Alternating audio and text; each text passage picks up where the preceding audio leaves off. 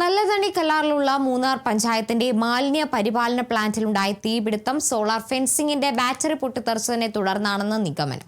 വിവിധ സ്റ്റേഷനുകളിൽ നിന്നുള്ള അഗ്നിരക്ഷാ സേനാ യൂണിറ്റുകളായി എത്തിയാണ് തീ നിയന്ത്രണ വിധേയമാക്കിയത്. പഞ്ചായത്തിന്റെ വിവിധ മേഖലകളിൽ നിന്നും ശേഖരിക്കുന്ന മാലിന്യം എത്തിച്ച് സംസ്കരിക്കുന്ന പ്ലാന്റിലാണ് തീ പടർന്നത്.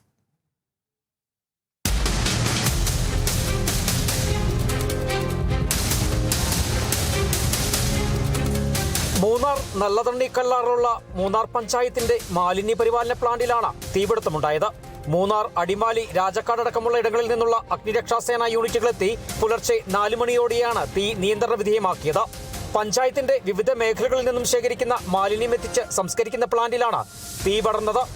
5:19 இந்த இடத்துக்கு வரும்போது அப்போ பார்த்தீங்கன்னா பயங்கரமாக தீ பயங்கர எரிச்சல். அப்போ எங்களை கொண்டு ஒரு காரியம் பண்ண முடியல. ஒன் சைடு மட்டும் எங்களை கொண்டு முடிஞ்ச அளவுக்கு இருக்கிற வேஸ்ட்டுகளை பூரா எல்லாம் எடுத்து அங்கேருந்து பெரிய பெரிய ஆளுங்க வந்தாங்க. அவங்கள வச்சு எல்லாமே ക്ലീനാக இந்த ഏരിയാവിൽ എല്ലാം മാറ്റി വെച്ചിട്ടു. തീപിടുത്തത്തിൽ പ്ലാന്റിലെ ചില സാധന സാമഗ്രികളടക്കം കത്തിനശിച്ചു. സംഭവത്തിൽ പോലീസിൽ പഞ്ചായത്ത് അധികാരികൾ പരാതി നൽകിയിട്ടുണ്ട്.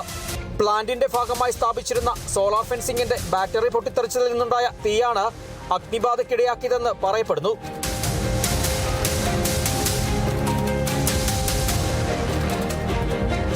എന്നാൽ തീപിടുത്തത്തിന്റെ യഥാർത്ഥ കാരണം അന്വേഷിക്കുമെന്നും സംഭവത്തിൽ ദുരൂഹതയുണ്ടെന്നും പഞ്ചായത്ത് അസിസ്റ്റന്റ് സെക്രട്ടറി മനീഷ് പറഞ്ഞു. സോളാറിന്റെ ബാറ്ററി അകത്ത് മുറിക്കകത്താണ് ഇരുന്നത്. ഇത് കത്തി വന്ന ശേഷമാണ് സോളാറിന്റെ ബാറ്ററി തീ പിടിച്ച് അത് ആ ഭാഗം പൊട്ടിയിട്ടുള്ളത്. തീയിട്ടാണ് സംശയം. CCTV പരിശോധിച്ചാൽ മാത്രമേ നമുക്ക് അറിയാൻ പറ്റുള്ളൂ. ഫെൻസിങ്, സോളാർ ഫെൻസിങ് കൃത്യമായിട്ട് മൊത്തം കംപ്ലീറ്റ് ഇട്ടേക്കുന്ന ഒരു സ്ഥലമാണ്. അതിനകത്ത് പുറത്തുനിന്ന് പെട്ടെന്ന് ഒരാൾക്ക് വന്ന് കയറാൻ സാധിക്കുന്ന ഒരു സാഹചര്യം ഇല്ല. പ്ലാസ്റ്റിക് മാലിന്യമടക്കം പ്ലാന്റിന്റെ പരിസരത്തുണ്ടായിരുന്നത് തീ കൂടുതൽ വേഗത്തിൽ ആളിപ്പടരാൻ ഇടവരുത്തി. തീപിടുത്തത്തെ തുടർന്ന് പ്രദേശത്ത് വലിയ തോതിൽ പുകയുയർന്നു. തീപിടുത്തത്തിന്റെ കാരണം, വ്യാപ്തി, നാശനഷ്ടക്കണക്ക് എന്നിവ തുടർ പരിശോധനകൾക്ക് ശേഷം മാത്രമേ പൂർണ്ണതോതിൽ നിജപ്പെടുത്താനാകൂ. സംഭവ സമയത്ത് പ്ലാന്റിൽ തൊഴിലാളികളില്ലാതിരുന്നതിനാൽ മറ്റ് അപകടങ്ങൾ ഒഴിവായി. പ്രാഥമിക നിഗമനത്തിൽ തീ കത്താനുണ്ടായ കാരണം ഹാങ്ങിങ് സോളാർ ഫെൻസിംഗിന്റെ ബാറ്ററി പൊട്ടിത്തെറിച്ചതാണ്.